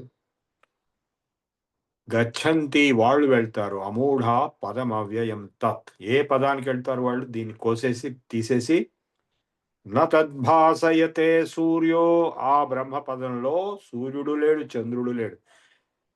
న శశాంకో న పావకః యద్గత్వా న నివర్తంతే, దేనికి వెళ్ళిన తర్వాత మళ్ళా వెనక్కి రావడం అంటూ ఉండదో. తద్ధామ పరమం మమ, ఆ పరంధామమే నా ధామము, నా దగ్గరికి, అంటే వైకుంఠము, నా దగ్గరికి వస్తారు. ఇది మొత్తం ప్రాసెస్. దీంట్లో అర్థం చేసుకోవాల్సిన ఏంటంటే, ఈ సంసారం అనేటువంటి ఈ జీవితం ఏదైతే ఉందో, దీంట్లో ఈ కోరికలు, ఆ ఇంద్రియముల యొక్క ఆబ్జెక్ట్స్ అంటే ఐస్ క్రీమ్ ఇలాంటివన్నీ, ప్లస్ గుణాలు, సత్వరజస్తమో గుణాలు, ప్లస్ కర్మబంధాలు, వీటితో ఏర్పడినటువంటి ఈ సంసార వృక్షం మూలం అనేది మహత్తు ప్రకృతి మొత్తం. దీన్ని దాటి వెళ్ళిపోవాలి. దీంట్లో పడి కొట్టుకుంటుంటే దుఃఖమే దుఃఖం, ఇంకోటి లేదు. త్రివిధ దుఃఖ నివృత్తి అత్యంత పురుషార్థ అని సాంఖ్య సూత్రం, మొదటి సాంఖ్య సూత్రం కపిల ముని చెప్పాడు. నువ్వు ఏం చేస్తున్నావు ఆ జీవితం మొత్తం అంటే దుఃఖాన్ని, రకరకాల దుఃఖాలని అధిగమిస్తున్నావు. ఏమిటా దుఃఖాలు? 3 రకాలు: ఆది భౌతిక, ఆదిదైవిక, ఆధ్యాత్మిక దుఃఖాలు. సో ఈ ఈ ఈ వృక్షం అంటే ఈ దుఃఖమయమైనటువంటి సంసార వృక్షం. దీన్ని దాటి వెళ్ళాలంటే ముందు దీన్ని కట్ చేసేసి వెళ్ళాలి. కట్ చేయాలంటే నీకు ఒక పెద్ద కత్తి కావాలి, శస్త్రం. అది ఏంటంటే డిటాచ్మెంట్, నిస్సంగత్వం. సత్సంగత్వే నిస్సంగత్వం, నిస్సంగత్వే నిర్మోహత్వం, నిర్మోహత్వే నిశ్చలతత్వం, నిశ్చలతత్వే జీవన్ముక్తి. అందరికీ అటాచ్డ్ కొట్టుకుని పోతుంటారు, కానీ ఎవరికైతే డిటాచ్మెంట్ ఉంటుందో వాళ్ళు మటుకే ముక్తి పొందగలరు, ఫ్రీడమ్. ఇప్పుడు ఈ మోక్షం గురించి చెప్పిన తర్వాత ఈ సృష్టిలో ఉండేటువంటి సర్వమైనటువంటి ప్రక్రియల్ని వర్ణిస్తున్నాడు. మమైవాంశో జీవలోకే జీవభూత సనాతన. నా యొక్క అంశ ఈ జీవలోకంలో, జీవుడు అనేటువంటి జీవభూతం అనేటువంటి నా యొక్క అంశ ఉన్నది. మనశ్షష్ఠాని ఇంద్రియాణి ప్రకృతి స్థాని కర్షతి. ప్రకృతిలో ఉండేటువంటి పంచభూతాలని, మనస్సుని ఆకర్షిస్తుంది. శరీరం యద అవాప్నోతి, వాటిని పట్టుకుని శరీరాన్ని ఎప్పుడైతే పొందుతుందో అంటే గర్భిణీ స్త్రీ గర్భంలోకి చొరబడుతుందో, యచ్చ అప్యుత్క్రామతీశ్వర, మళ్ళా శరీరాన్ని వదిలి వెళ్ళిపోతుందో అంటే మృత్యు ఎప్పుడు వస్తుందో అప్పుడు వీటిని మళ్ళా తీసుకుని వెళ్ళిపోతుంది. అంటే ఈ పంచభూతాలని, పంచేంద్రియంలో తన్మాత్ర స్థితిలో ఉన్నటువంటి సూక్ష్మ ఇంద్రియాలని, మనస్సుని కూడా తీసుకెళ్తుంది. మనస్సులో ఉండే వాసనలు, కర్మ వాసనలు, మెమరీస్ ఇవన్నీ మళ్ళీ నెక్స్ట్ జన్మకు కూడా వెళ్తాయి. ఈ పంచేంద్రియాలు కూడా నెక్స్ట్ జన్మకు వెళ్తాయి. విమూఢానానుపశ్యంతి పశ్యంతి జ్ఞాన చక్షుష ఉత్క్రామంతం స్థితం వాపి. వెళ్ళిపోయేటప్పుడు కానీ ఉన్నప్పుడు కానీ ఎవరు చూడలేదు దాన్ని. ఎందుకంటే మూఢులు చూడలేరు. విమూఢులు, బాగా విశేషమైన మూఢత్వంతో ఉండేటువంటి వాళ్ళు, అంటే ఈ సంసార సాగరంలో కొట్టుకుండే దుఃఖంలో ఉండే దుఃఖ సముద్రంలో కొట్టుకునే వాళ్ళు ఆ ఆత్మతత్వాన్ని చూడలేరు. మరి ఎవరు చూస్తారా అంటే పశ్యంతి జ్ఞానచక్షుష.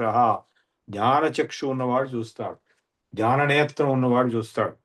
యతంతః యోగినః, యతులు చూస్తారు, యోగులు చూస్తారు.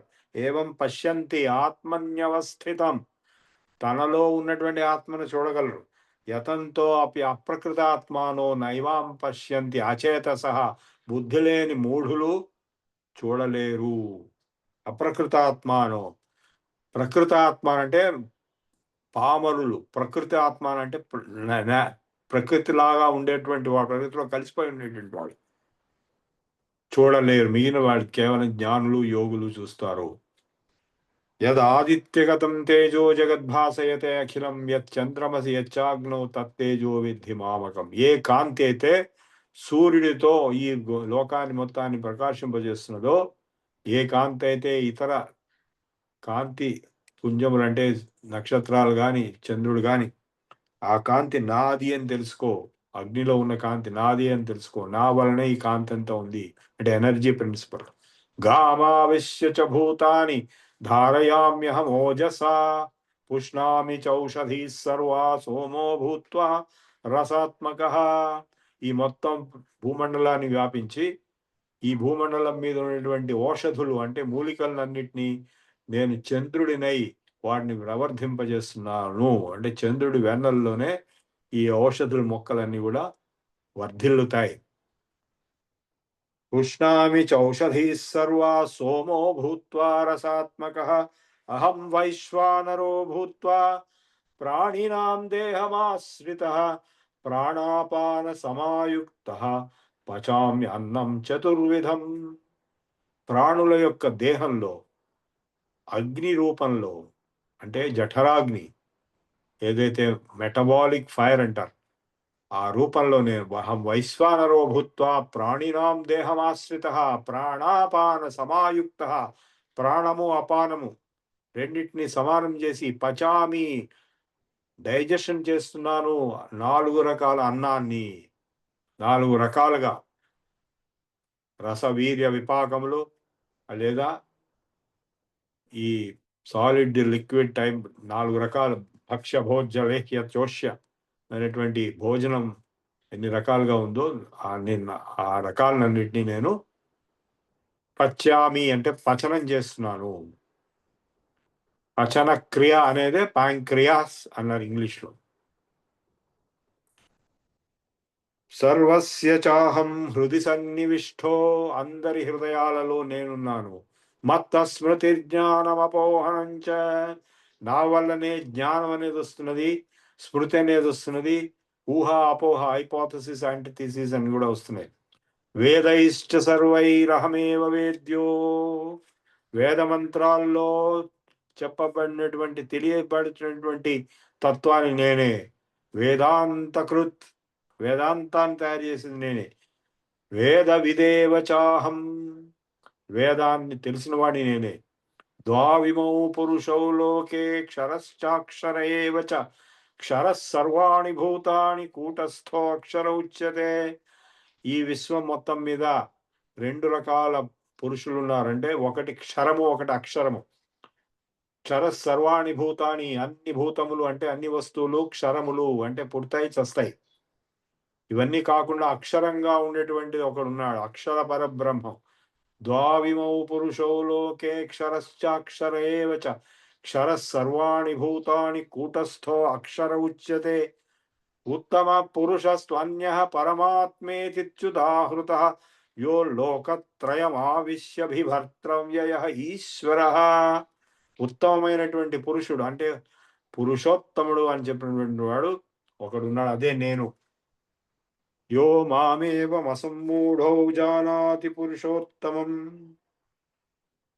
యస్మాత్ క్షరమతీతోహం అక్షరాదపి చోత్తమః. క్షరము కంటే అతీతమైన వాడు నేను, అక్షరము కంటే కూడా అతీతమైన వాడు నేను. అతోస్మి లోకే వేదే చ ప్రథిత పురుషోత్తమః. లోకంలో వేదములో చెప్పబడినటువంటి పురుషోత్తముని నేనే. అంటే మొత్తం జ్ఞానము, లౌకిక జ్ఞానము, వైదిక జ్ఞానము 2 రకాలుగా ఉంది. భాష కూడా వైదిక భాష వేరు, లౌకిక భాష వేరు. లోకే వేదే చ ప్రథిత పురుషోత్తమః. ఉత్తమ పురుషుణ్ణి నేనంటే అక్షర పరబ్రహ్మమైనటువంటి వాడు ఉత్తమ పురుషుడు నేను.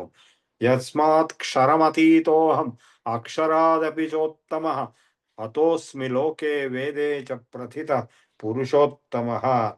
యో మామేవమసమ్మూఢో జానాతి పురుషోత్తమం. ఈ పురుషోత్తమైనటువంటి నన్ను ఎవడు తెలుసుకుంటాడో స సర్వవిత్, వాడు అన్నీ తెలుసుకున్నవాడు అవుతాడు.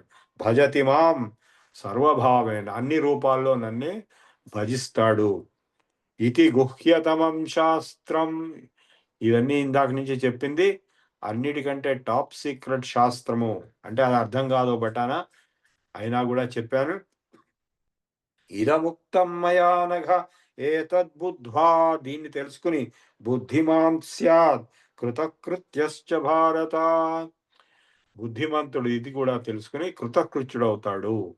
ఇది శ్రీమద్భగవద్గీతాసూపనిషత్సు బ్రహ్మ విద్యాయాం యోగశాస్త్రే శ్రీకృష్ణార్జున సంవాదే అక్షర పరబ్రహ్మ పురుషోత్తమ ప్రాప్తి యోగో నామ 15వ అధ్యాయః.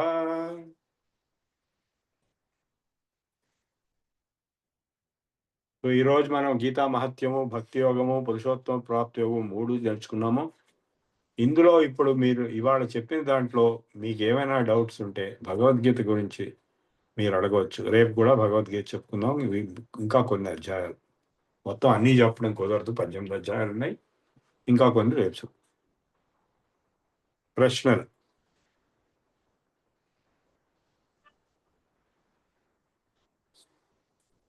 ఏమైనా డౌట్స్ ఉంటే హ్యాండ్ రైజ్ చేయండి, లేదు అన్మ్యూట్ చేసుకుని అడగండి.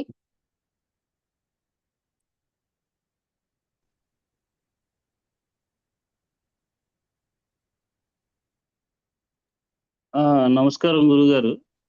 నమస్కారం. ఇప్పుడు సగుణోపాసన, నిర్గుణోపాసన గురించి మనకి ఇక్కడ వచ్చింది. ఫస్ట్ క్వశ్చన్ అర్జునుడు మనందరి తరఫు నుంచి ఆయనే అడిగాడు. అయితే ఇప్పుడు ఇప్పుడు మాలాంటి అజ్ఞానుల్ని ఆయన ముందే రిప్రజెంట్ చేశారు. అయితే సార్ గురువు గారు ఇప్పుడు నిర్గుణోపాసన అనేది మనకు ఉన్నప్పుడు మనం సగుణోపాసన పెట్టుకొని సగుణోపాసన ద్వారా మమేకం అయ్యి తద్వారా మళ్ళీ నిర్గుణోపాసన డైరెక్ట్ గా వెళ్ళే అవకాశం ఉన్నప్పుడు మనం అదే చేయవచ్చు కదా. అవును, చేయవచ్చు, చేయండి, మేము ఎవరు ఆపట్లేదు మిమ్మల్ని. ఓంకారం అంటే ధ్యానం చేసి అందులో లయమైపోయి సమాధిలో ప్రాణం వదిలేయండి, ఎవరికి ఆపట్లేదు. కానీ ఓకే. ఎంతవరకు సాధ్యమని ఆయన ఎవరో అదే. నన్ను ప్రశ్న వేశాడు, మా బంధువు ఒకడు.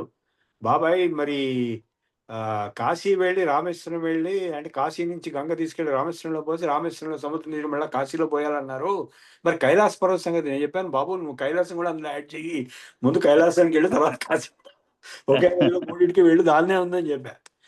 అదే. ఇది అట్లా ఉందన్నమాట. ఇది క్లేశో అధిక తరక్తేషాం, అది కష్టము. అది చేసిన వాడికి కరెక్ట్, అనేది ప్రాబ్లం లేదు, అదే కరెక్ట్. అంటే చేసుకోవచ్చు, డైరెక్ట్ గా చేయగలిగితే చేసుకోవచ్చు.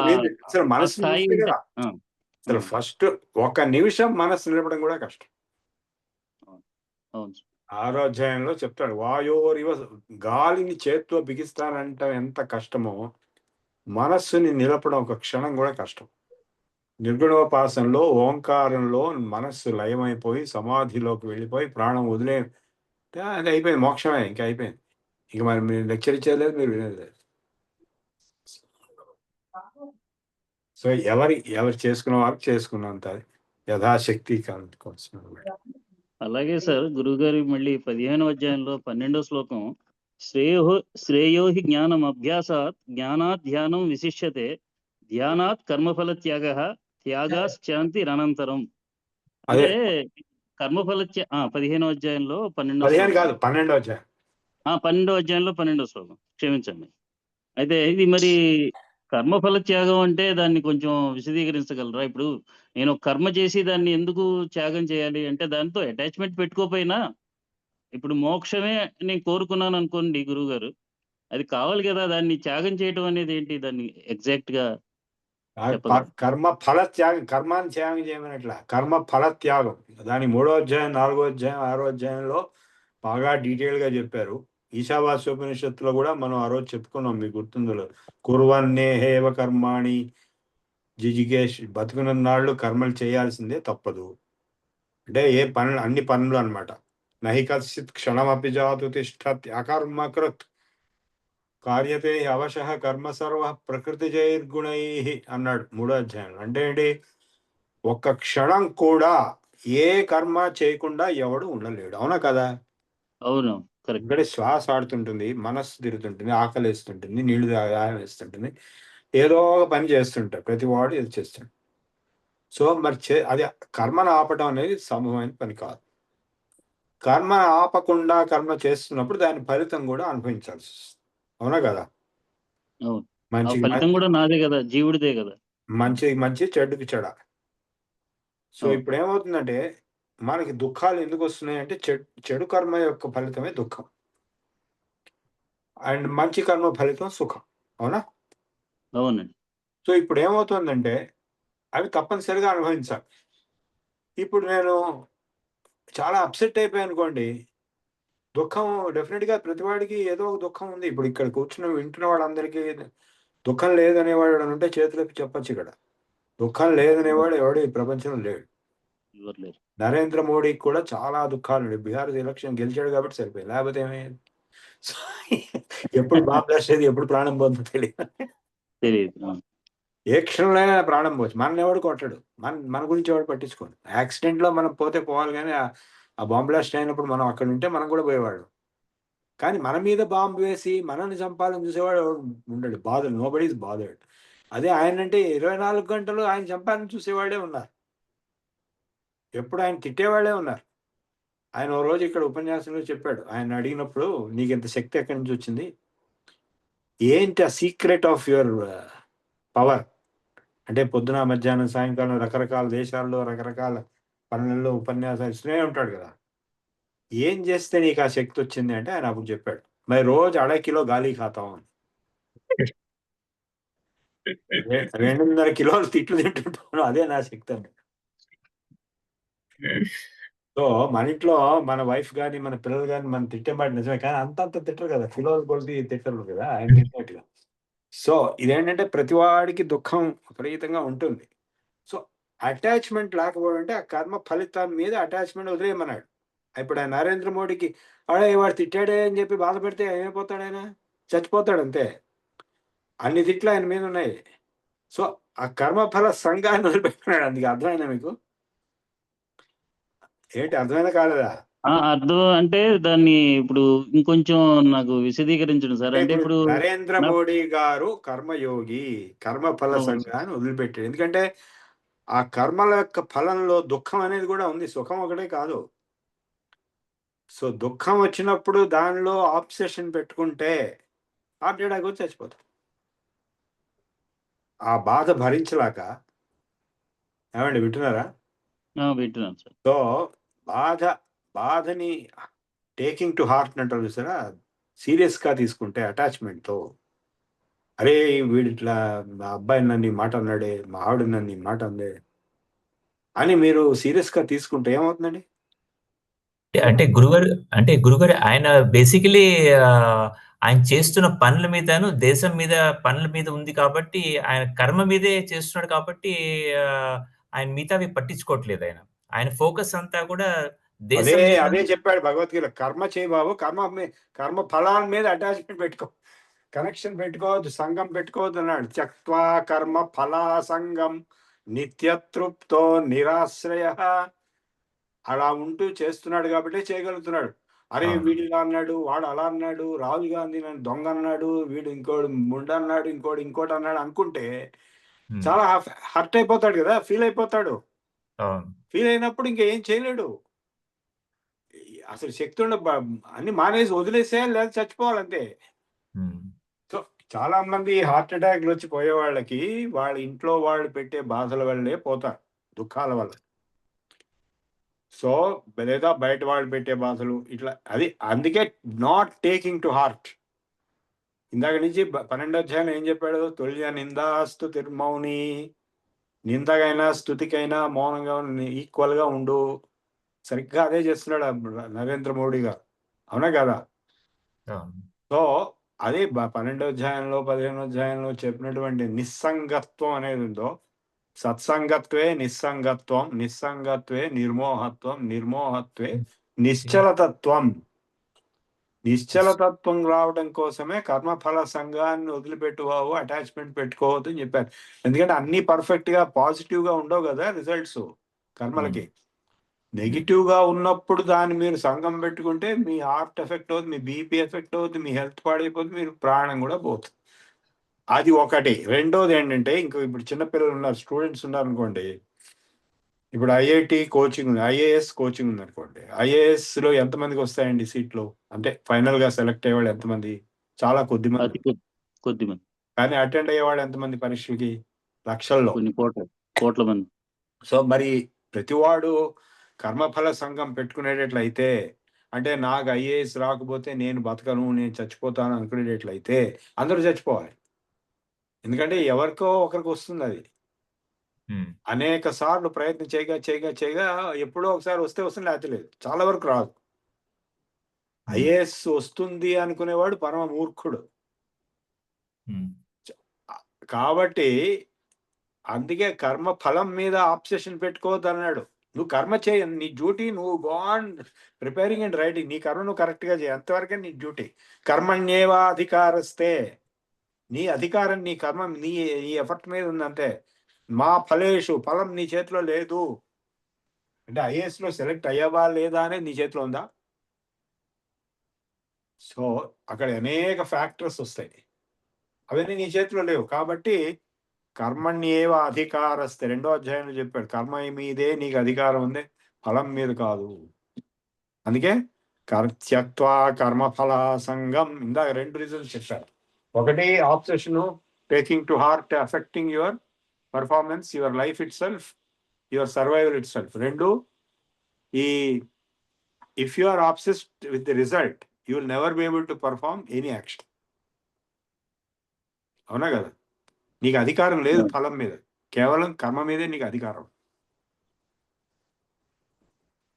అంటే సార్ ఇప్పుడు కొంచెం మ్యాటర్ డివేట్ అవుతుంది. నాకు ఒక డౌట్ చిన్నప్పటి నుంచి. ఇప్పుడు బౌద్ధులేమో కోరికల్ని త్యజించాలి, కోరికల్ని పెట్టుకోరాదు, కోరికలే అన్నిటికీ మూల కారణం అంటారు. ఇప్పుడు అంటే హిందువులు మన మన సనాతన ధర్మంలో కూడా అదే ఇప్పుడు సనాతన ధర్మంలో ఇప్పుడు మనం మోక్షం కోరుకుంటాం. అది కోరిక కాదా? ఇప్పుడు బౌద్ధుడు చెప్పిన ప్రకారం గనక అది పెట్టుకోపోతే అది మోక్ష కోరిక కింద రాదు. ఉమ్, కోరికని వదిలిపెట్టడం అనే దాని కింద వస్తుంది. అంటే మోక్ష ప్రాప్తి మోక్షం అంటే కోరుకోవడం మోక్షం అనే శబ్దానికి అర్థం ఏంటి? మోక్షం అంటే అదే పండును ఐస్ క్రీమ్ కాదు అది. కాదు. అవును, అది ఫ్రీడమ్, వదిలిపెట్టేయడం గురించి మాట్లాడు. లిబరేషన్ ఉన్నదాన్ని అంటే తెలుసుకోవాలి. ఉన్నదాన్ని వదిలిపెట్టే అంటే దుఃఖాన్ని నుంచి మోక్షం. అంటే దుఃఖం ఎందుకు వస్తున్నది? బౌద్ధులు కూడా ఎవరు చెప్పినా ఒకటే చెప్తారు, సర్వం దుఃఖం దుఃఖం అని చెప్పాడు బుద్ధుడు. ఆ దుఃఖం ఎందుకు వస్తుంది అంటే నీ కోరిక వల్ల వస్తుంది. ఏది సేమ్ థింగ్, కర్మఫల సంఘం వల్ల అటాచ్మెంట్ తో వస్తున్నది. కర్మ వదిలిపెట్టడానికి వీల్లేదు, కర్మ చేయాల్సిందే, తప్పదు, ఏదో ఒకటి చేయాలి. చేసేది నువ్వు కరెక్ట్ గా పర్ఫెక్ట్ గా చేయి, కోరికను మటుకు ఆ కర్మఫల సంఘం మీద పెట్టుకోవద్దు అన్నాడు. నీకు వచ్చేది ఆటోమేటిక్ గా వస్తుంది. ఇప్పుడు ఒక అబ్బాయి ఉన్నాడండి, మా అబ్బాయి కావచ్చు, మీ అబ్బాయి కావచ్చు, వాడు ఐఐటి కోసం 16 గంటలు 18 గంటలు శ్రమ పడ్డాడు, కానీ రాలేదు. అలా రాకపోయిన వాళ్ళు చాలా మంది సూసైడ్ చేసుకున్న వాళ్ళు ఉన్నారు.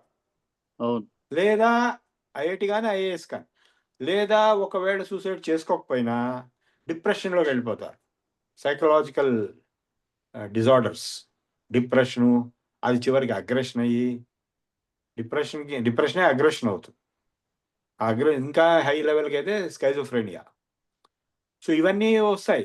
ఎప్పుడు వాడికి ఏదైతే సీట్ రాలేదో, అంటే చాలా కష్టపడ్డాడు, చిన్నపిల్లవాడు కదా, వాడికి ఏం తెలియదు, చాలా కష్టపడ్డాడు, రాలేదు, దిగ్భ్రమ చెందిపోయి ఇలా డిప్రెషన్ ఉండిపోతాడు. ఏం చేయాలి?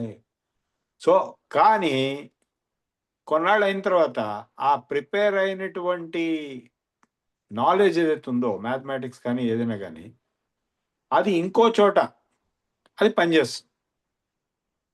IIIT పరీక్ష రాశాడు అనుకోండి, తర్వాత పోనీ బీటెక్ కాకపోతే ఎంటెక్ అయినా, అప్పుడు రావచ్చు, సీట్ వచ్చింది. నా ఓన్ కేసులో, అంటే నేను కాదు, మా అబ్బాయి కేసులో కూడా జరిగింది, చాలా మంది జరిగింది. అంటే నువ్వు చేసింది ఎప్పుడు వేస్ట్ కాదు. నువ్వు ఐఐటి కోచింగ్ తీసుకుని మ్యాథ్స్ బాగా ప్రాక్టీస్ చేసినందుకు గాను ఐఐటి రాకపోయినా ఇంకోటి వచ్చింది, IIITలో ఎంఎస్ వచ్చింది, అది చేసినందుకు గాను పిహెచ్డి చేయగలిగాడు. అంటే ఈ నాలెడ్జ్ ప్రాసెస్ ఏది ఉందో, జ్ఞానం ఏది ఉందో, అది ఎప్పుడు వేస్ట్ కాదు. నువ్వు అనుకున్న రిజల్ట్ రాలేదు, ఎందుకంటే అది రాదు, చాలా కష్టం. అది వస్తుంది అనుకుని నువ్వు చేసావు, రాలేదు అనుకుని నువ్వు, కర్మయోగం తెలియదు కాబట్టి దానిలో ఆబ్సెషన్ తోటి దానితోటి ప్రాణం బతికి వేస్ట్, ఇట్లాంటివన్నీ అనుకునే వాళ్ళు కూడా ఉన్నారు. సో ఆ సైకలాజికల్ డిజార్డర్స్ రాకుండా కర్మ మటుకు చేయి. కర్మణ్యేవాధికారస్తే, కర్మ మీదే నీకు అధికారం ఉంది, నా ఫలేషు, ఫలముల మీద నీకు లేదు అని క్లియర్గా చెప్పాడు. అదే కర్మయోగం. ఇది ఇలా చెప్తుంటే ఇంకో దానికి కనెక్ట్ అవుతుంది గురుగారు. ఇప్పుడు అంటే మోక్ష ప్రాప్తి కోసం ఏదో చేస్తూ ఒకడు ఉన్నాడు, వాడు ఏదో ఇప్పుడు మాలాంటి వాళ్ళు మోక్ష ప్రాప్తి వస్తుందని అది చెప్పలేము, రావచ్చు, రాదు, కొన్ని జన్మల తర్వాతే కానీ వస్తుంది. అయితే అప్పుడు ఒక డౌట్ ఉంటుంది, ఇట్లా చేస్తూ ఈ ప్రయత్నం అంతా వృధా అయిపోయింది కదా, ఈ జన్మ ఇంతటితో వృధా కాదు, అదే చెప్తున్నా, అదే దానికే కనెక్ట్ చేస్తున్నాను. 6వ అధ్యాయంలో అర్జునుడు మిమ్మల్ని రిప్రజెంట్ చేశాడు, ఇదే కృష్ణ వేశాడు. వేసినప్పుడు ఏది వేస్ట్ కాదు బాబు, నహి కళ్యాణకృత్ కశ్చిత్ ప్రాతగచ్చతి, మంచి పని ఏది కూడా వేస్ట్ కాదు.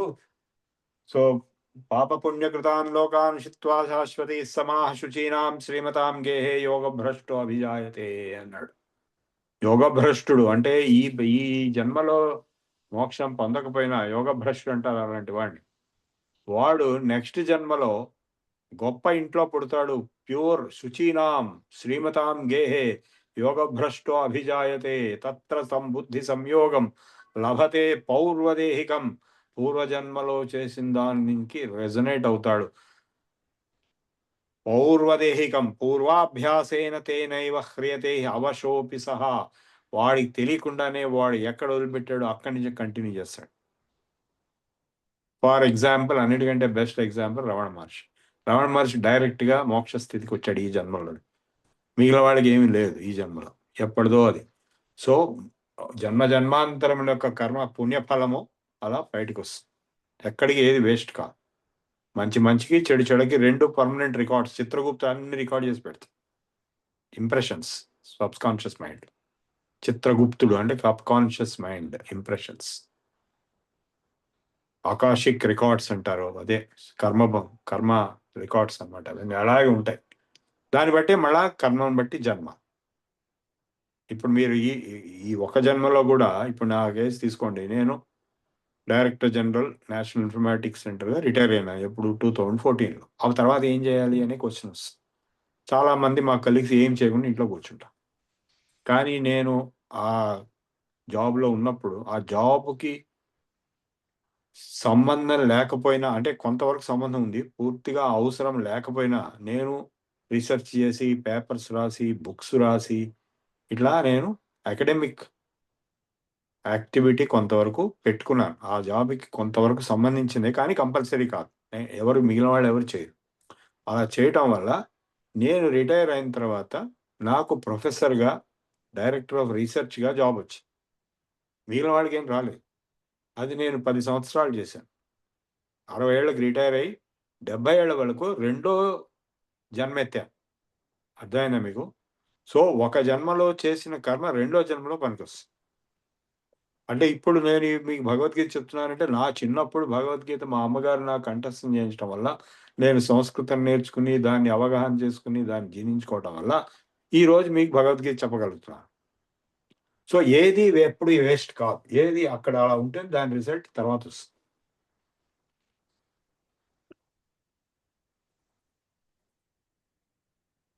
ఇంకొక చిన్న అంటే అది సందేహమా లేకపోతే ఏంటో తెలియదు సార్. అది ఇప్పుడు మనకి ప్రతికూల శత్రువులు ఉంటారు. వాళ్ళనైతే మనం వాళ్ళకి దూరంగా ఉంటాం. ఇప్పుడు మన ఇంటి పక్క వాడో లేకపోతే ఎవరు ఎక్కడో ఆఫీసులో వాడితో పడదంటే వాడికి దూరంగా ఉంటాం. ఈ అనుకూల శత్రువుల నుంచి మనం ఎలా ఎలా తప్పించుకోవాలి?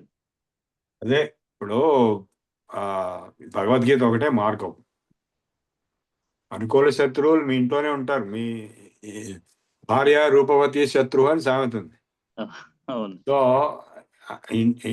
అది మీ పిల్లలతో కూడా పెద్ద ప్రాబ్లమే. ఇప్పుడు అన్నదమ్ములు ఎప్పుడు పోట్లాడుకుంటుంటారు. నాకు మా క్లాస్మేట్స్ చెప్పింది అంటే, నువ్వు చాలా అదృష్టవంతుడు, నీకు అన్నదమ్ములు లేరు. అదేంటంటే మా అన్నదమ్ములు కోర్టు కేసులు నానా గోలా పోట్లాడలు అవుతుంటాయి. ఇప్పుడు పెరిగినటువంటి కొడుకు కూడా తమ్ముళ్ళతో సమానంగా చూడాలంటే, ఆ తమ్ముడు అనేటప్పుడు మన అన్నదమ్ములతో పోట్లాడి వచ్చేస్తుంది మళ్ళీ.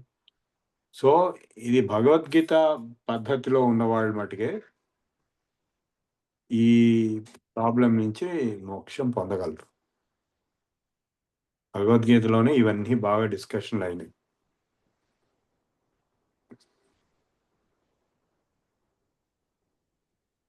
Next question. ఇంకా ఎవరికైనా ఉన్నాయండి ప్రశ్నలు? అన్మ్యూట్ చేసుకుని అడగండి.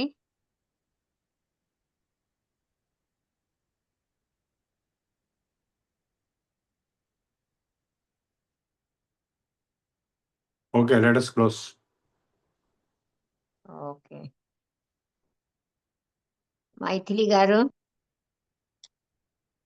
ఓం నమో నారాయణాయ. ప్రార్థన చేస్తారా?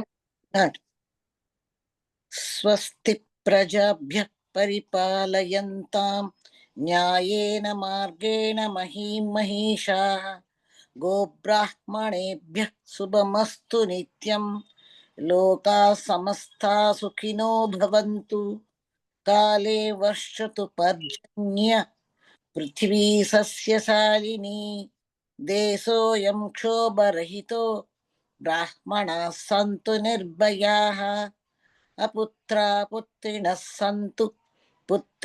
సంతు పౌత్రిణః అతనాః సదనాః సంతు జీవంతు శరదాం శతం సత్యం వద ధర్మం చర స్వాధ్యాయాన్ మా ప్రమదః సర్వే భవంతు సుఖినః సర్వే సంతు నిరామయాః సర్వే భద్రాణి పశ్యంతు మా కశ్చిత్ దుఃఖభాగ్ భవేత్.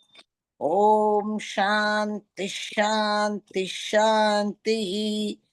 ఓం పూర్ణమదః పూర్ణమిదం పూర్ణాత్ పూర్ణముదచ్యతే పూర్ణస్య పూర్ణమాదాయ పూర్ణమేవావశిష్యతే.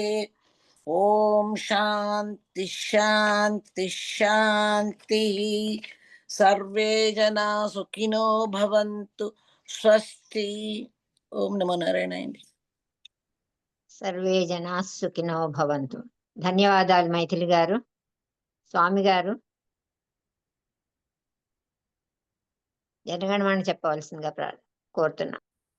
जनगणमन अधिनायक जय हे भारत भाग्य विधाता। पंजाब सिंधु गुजरात मराठा द्राविड उत्कल वंगा विंध्य हिमाचल यमुना गंगा उच्चल जलधि तरंगा। तव शुभ नामे जागे तव शुभ आशीष मागे।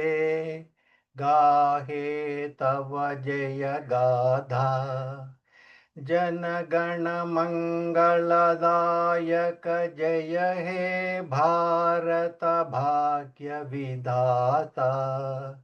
जय हे जय हे जय हे जय जय जय जय हे। जय हिंद। జై హింద్. ధన్యవాదాలు స్వామి గారు. ఇవాళ మనకి ఏకాదశి రోజు గురువు గారు గీతా మహత్యము, భగవద్గీతలోని అతి ముఖ్యమైన 2 అధ్యాయాల గురించి చక్కగా వివరణ ఇచ్చారు. 12వ 15 2 అధ్యాయాల గురించి చక్కగా చెప్పారు.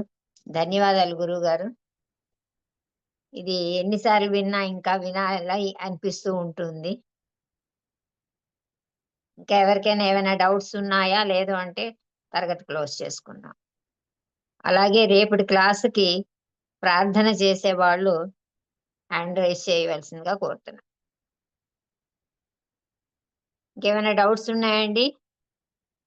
లేదు అంటే రికార్డింగ్ స్టాప్ చేస్తాను.